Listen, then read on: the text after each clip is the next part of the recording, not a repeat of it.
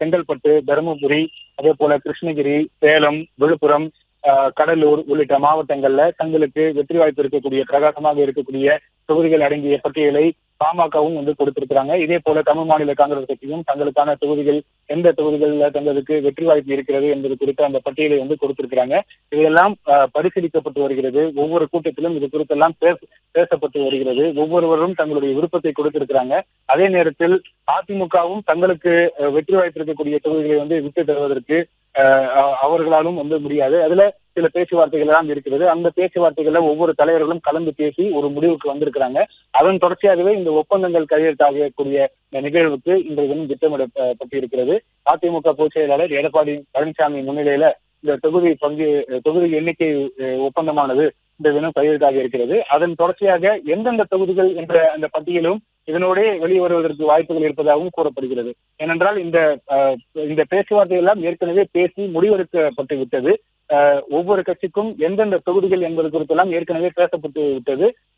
பெரும்பாலான ஒவ்வொரு தொகுதிகளுக்கும் வேட்பாளர்களுக்கும் அறிவித்து விட்டார்கள். மறைமுகமாக அறிவித்து விட்டார்கள். தேர்தல் பணியை தொடங்குங்கள் என்று மறைமுகமாக அறிவித்து விட்டார்கள். பல தொகுதிகளில் வேட்பாளர்கள் களத்தில் சென்று தங்களுடைய பணிகளை தொடங்கிவிட்டிருக்கக்கூடிய அந்த செய்திகளையும் நாம் பார்த்து வருகிறோம். ஏற்கனவே தேர்தலுக்கான தேதி அறிவிக்கப்பட்டு விட்டது. அதனால தேர்தல் களத்துல ஏற்கனவே எல்லா கட்சிகளுமே தீவிரமாக ஈடுபட்டு வரக்கூடிய சூழ்நிலையில அதிமுக தலைமையிலான கூட்டணியிலும் சில தொகுதிகளில் எல்லாம் வேட்பாளர்கள் இறுதி செய்யப்பட்டு விட்டார்கள். அந்த வேட்பாளர்கள் எல்லாம் களத்தில் இறங்கி வேலை செய்து வரக்கூடிய அந்த காட்சிகளையும் கடந்த ஓரிரு நாட்களாகவே நாம் பார்த்து வருகிறோம். இந்த நிலையில இன்றைய தினம் ஒரு முழுமையடைகிறது.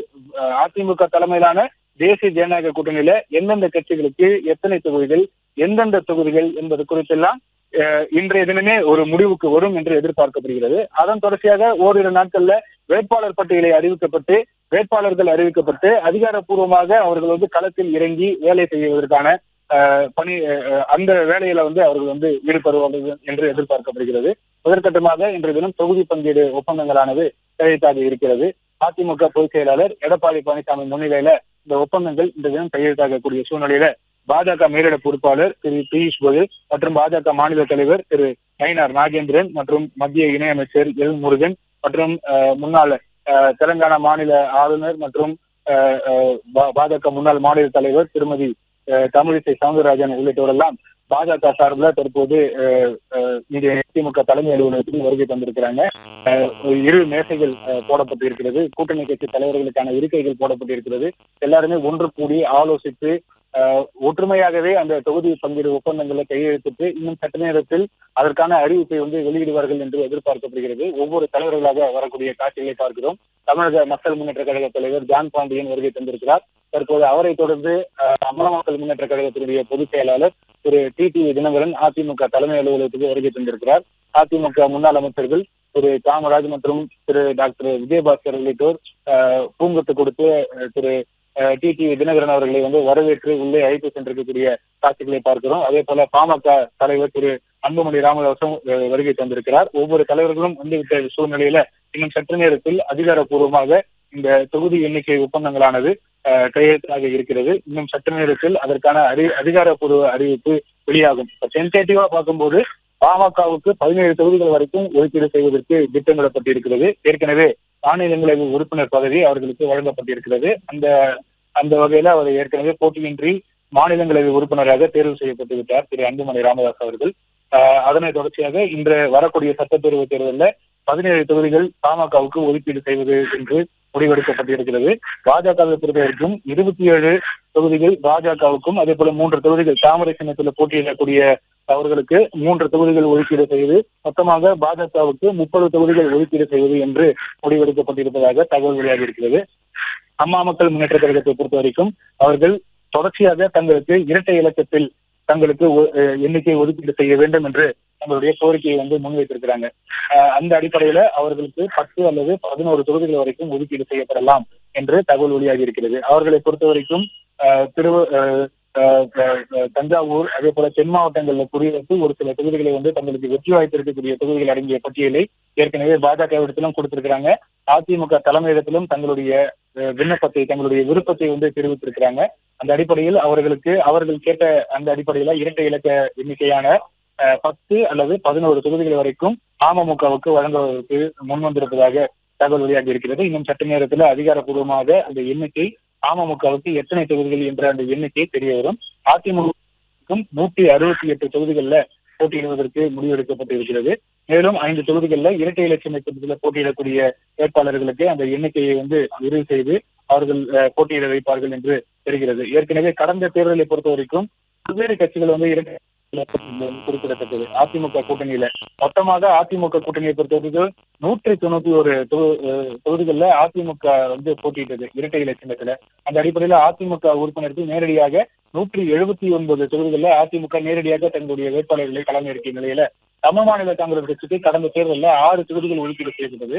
6 தொகுதிகளிலும் அவர்கள் இரட்டை இலை சின்னத்தில் போட்டியிட்டது குறிப்பிடத்தக்கது. அதே போல மூவேந்தர் முன்னணி கழகம், மூவேந்தர் முன்னேற்ற கழகம், பசும்பொன் தேசிய கழகம், பெருந்தலைவர் மக்கள் கட்சி, புரட்சி பாரதம், தமிழக மக்கள் முன்னேற்ற கழகம் உள்ளிட்ட கட்சிகள் எல்லாமே கடந்த சட்டப்பேரவை தேர்தலில் இரட்டை இலை சின்னத்துல போட்டியிட்டது குறிப்பிடத்தக்கது. மொத்தமாக சேர்த்துதான் 191 இடங்கள்ல இரட்டை இலை சின்னத்துல அதிமுக தேர்தலை களம் கண்டது.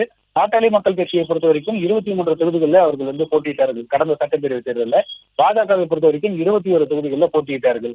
இந்த எண்ணிக்கை தற்போது வரக்கூடிய சட்டப்பேரவை தேர்தலுக்கு எண்ணிக்கையில பல மாற்றங்கள் ஏற்பட்டிருக்கிறது. பாமக அவர்கள் ஏற்கனவே பெற்ற தொகுதிகளை காட்டிலும் தற்போது குறைவான ஒரு எண்ணிக்கைக்கு கீழே இறங்கி வந்திருக்கிறாங்க. அதே நேரத்துல 20 தொகுதிகளில் போட்டியிட்ட பாஜக இந்த முறை 27 தொகுதி வரைக்கும் அவர்கள் பெறுகிறார்கள். கடந்த முறையை காட்டிலும் 7 தொகுதிகள் அதிகமாக பெறக்கூடிய அளவுல பாஜக தற்போது அவர்கள் இந்த 7 தொகுதிகள் அதிகமாக பெறுகிறார்கள். அதிமுக பொறுத்த வரைக்கும் 179 தொகுதிகளில் நேரடியாக போட்டியிட்ட நிலையில சற்று கூட்டணியில கட்சிகள் எண்ணிக்கை அதிகரித்து இருக்கக்கூடிய சூழ்நிலையில சற்று கீழே இறங்கி அவர்கள் 168 என்ற அந்த எண்ணிக்கைக்கு வந்திருக்கிறாங்க. ஆனால் இதெல்லாம் அதிகாரப்பூர்வ தகவலாக இன்னும் சற்று நேரத்தில் நமக்கு தெரிய வரும். மேலும் 5 தொகுதிகளில் இரட்டை இலை சின்னத்துல தங்களுடைய வேட்பாளர்கள் களமிறக்கிறது அதிமுக. குறிப்பாக புரட்சி பாரதம் மற்றும் மற்ற கட்சிகள், தென்னிந்திய பார்வர்டு உள்ளிட்ட கட்சிகள் எல்லாம் இரட்டை இலை சின்னத்துல போட்டியிட வைப்பார்கள் என்று எதிர்பார்க்கப்படுகிறது. அது குறித்தெல்லாம் பேச்சுவார்த்தை கடந்த 4-5 நாட்களாகவே நடைபெற்று வருகிறது. சென்னை பசுமைவழி சாலையில் இருக்கக்கூடிய அதிமுக பொதுச் செயலாளர் எடப்பாடி பழனிசாமி பல்வேறு கூட்டணி கட்சிகளை சேர்ந்த தலைவர்கள் சந்தித்து ஆலோசனை நடத்தி வர்றாங்க. அதுல பல கட்சிகளுக்கு இரட்டை இலை சின்னத்துல போட்டியிடுவதற்கு அதிமுக தரப்புல வலியுறுத்தப்பட்டு வந்ததாகவும் தாங்கள் ஆலோசித்து சொல்கிறோம் என்று பதிலளித்ததாகவும் சொல்லப்பட்ட நிலையில அதற்கெல்லாம் இசைவு தெரிவித்து விட்டார்கள் என்றுதான் நாம் எடுத்துக்கொள்ள வேண்டும். 5 தொகுதிகளில் கூட்டணி கட்சிகள் இரட்டை இலை சின்னத்துல போட்டியிட வைக்க அதிமுக முடிவெடுத்திருப்பதாக தகவல் வெளியாகி இருக்கிறது.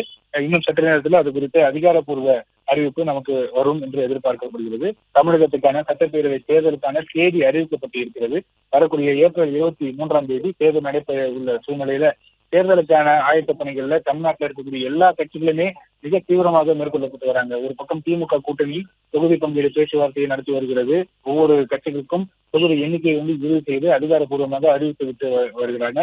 காங்கிரஸ் உள்ளிட்ட கட்சிகளுக்கு தொகுதி எண்ணிக்கையானது அறிவிக்கப்பட்டு அவர்கள் ஒவ்வொரு கட்சியாக பேச்சுவார்த்தை நடத்தி வரக்கூடிய சூழ்நிலையில அதிமுக இதுவரைக்கும் பேச்சுவார்த்தை நடத்தவில்லை என்ற ஒரு கேள்வி இருந்த சூழ்நிலையில் இன்று ஒரே நாளில் கூட்டணியில அங்கு வகிக்கக்கூடிய எல்லா கட்சிகளுக்குமே இன்று ஒரே நாளில் தொகுதி எண்ணிக்கை ஒப்பந்தங்களானது கையெழுத்திடப்பட்டு அதிகாரப்பூர்வமாக அறிவிக்கிறது.